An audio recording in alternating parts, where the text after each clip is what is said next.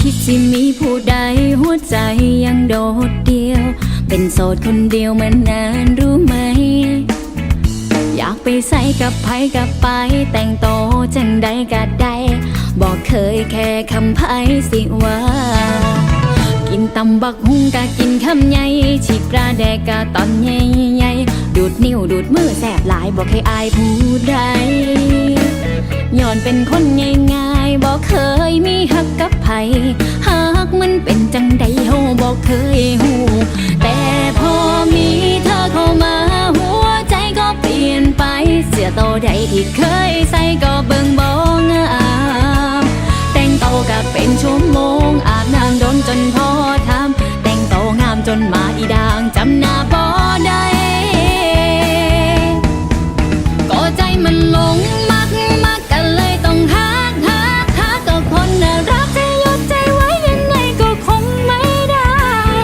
เสียงก็คงต้องลองต้องบอกให้เธอเข้าใจว่าฮักหลายบัดซอกหรือผู้ใจฮักอายคนเดียว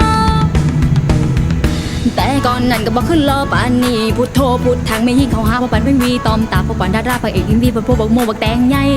คักหลายน้องลาคนนี้พอสิมีสิทธิ์บ่ถึงงานบ่เท่าผู้ใดแต่หัวใจก็อ่องต้องถ้าได้ฮักก็ฮักจริงบ่หลอกบ่ลวงบ่ต้องมาห่วงเรื่องของความฮักน้องจริงใจลีเดอแต่พอมีเธอเข้ามาหัวใจก็เปลี่ยนไปเสื้อโตใดที่เคยใส่ก็เบิ่งบ่งามแต่งโตก็เป็นชั่วโมงอาบน้ำโดนจนพอทำแต่งโตงามจนมาอีด่างจำหน้าบ่ได้ก็ใจมันหลงมักกันเลยต้องฮักกับคนน่ารักจะยดใจไว้ยังไงก็คงไม่ได้เสียงก็คงต้องลองต้องบอกให้เธอเข้าใจว่าฮักหลายบัดซอกหรือผู้ใจฮักอายคนเดียว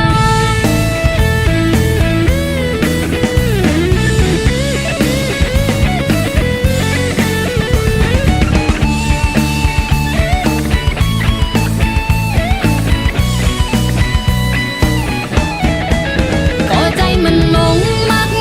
กันเลยต้องฮักกับคนน่ารักจะยดใจไว้ยังไงก็คงไม่ได้เสียงก็คงต้องลองต้องบอกให้เธอเข้าใจว่าฮักหลายก็อายน่ะฮัก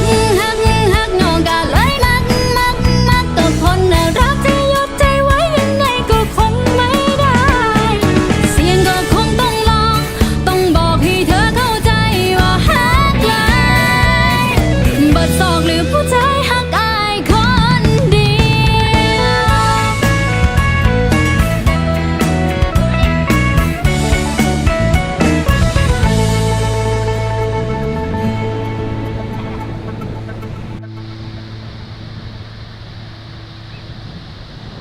ดูสิบ้านช่องไม่ยอมอยู่เลย